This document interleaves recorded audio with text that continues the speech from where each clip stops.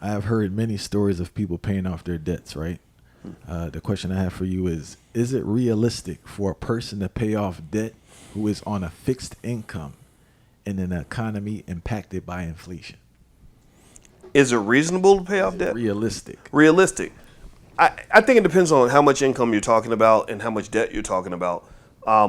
Debt is an interesting thing in that debt is not always bad. Debt is not always good.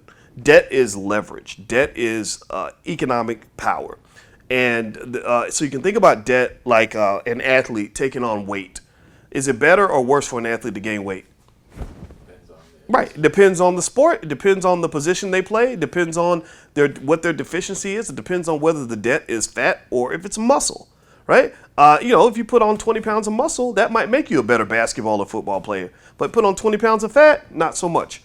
Right. But maybe you don't even play a position that requires a lot of weight anyway. Right. You're a swimmer or something. Right. So my point is to say that a person's individual relationship with debt is heavily dependent on their circumstances, their situation, their opportunity set, their risk tolerance. All kinds of factors come into play with that. Now, for regular Americans, debt typically on average in this country is not a good thing.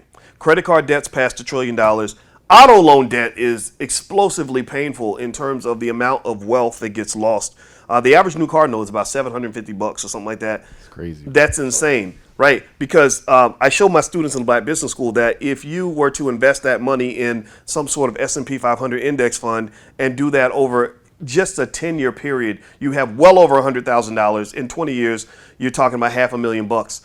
And think about this, right? These are poor people or people that are struggling, right, that are somehow able to generate that generational wealth for the car dealer. They generate generational wealth for the landlord. They generate generational wealth for the people selling consumer items. But then when I come and say, well, you can generate generational wealth for yourself too, they're like, no, I can't because I'm black, right? Self-esteem, right? It's also expectations for yourself, right? So what I would say in general is debt should be used if it's under one main condition.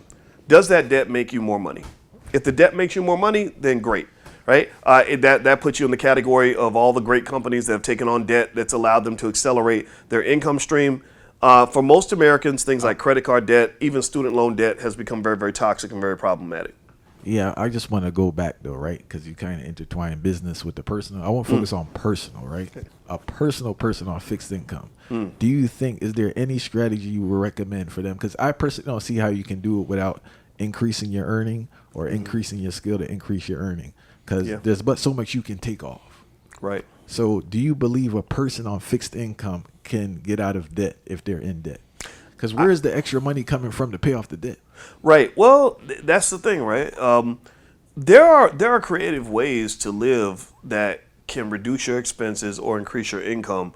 And what you said was perfect in the sense that a lot of people forget that another way to deal with debt is to increase your income, so you have more money to pay off the debt. First, a few rules of debt I would apply. Number one, pay off that high interest debt first. That's important. Number two, if you can do some belt tightening, go for it. If you can't, then your only option at that point is to increase your income, or to consider other lifestyle hacks. Like a lot of people, they want to crap all over the idea of things like marriage and family. Well, marriage is a wonderful wealth hack. My wife makes 6 figures. That's pretty cool. I go to a restaurant. I don't have to worry about paying the bill if I don't feel like it. She wants to get stuff. She wanted to get the floors done in the house. I was like, I don't want to get the floors done now. She's like, okay, I'll pay for it. I said, okay.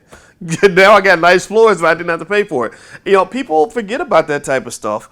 And I would encourage them to just reconsider those things. But even if you didn't want to do something like marriage, just even the idea of cohabitating with other people or another family or roommates, I think that's going to be required for anybody under the age of 35. Fire, listen, that'll be the norm in a couple years. Yeah. All the single is not going to be a reality for every person to have their own place moving forward. It's just not a reality. Yep. So that will be the norm moving forward. Yeah, well, there's no rule saying that one apartment must be occupied by one person.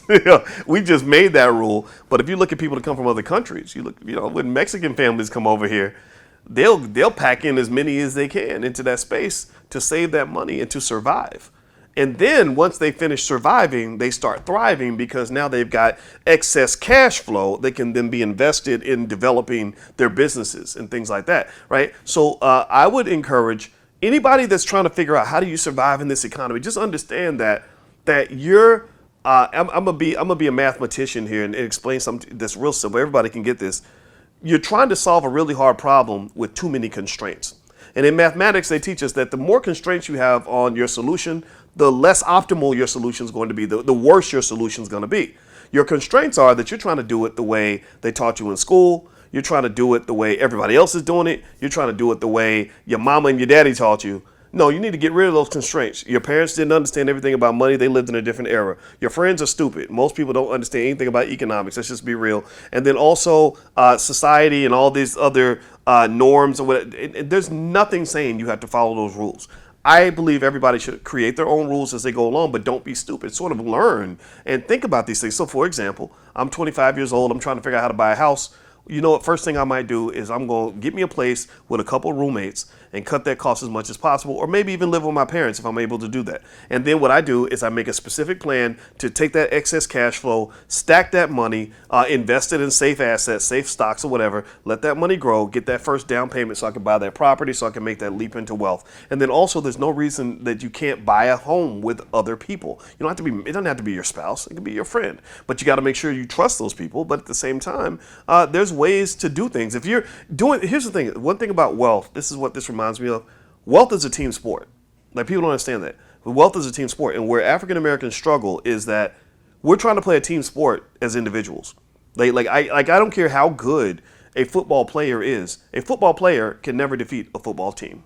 Even a mediocre football team will destroy a one football player. So my question for everybody is, who are your teammates? And if you don't have any, why aren't you spending the energy to figure out who those teammates might be? Right? And my wife is one of my teammates. My team, the people I work with, those are my teammates. Other people in my family, those are my teammates. It's much easier to get things done as a team than it is to get it done as an individual.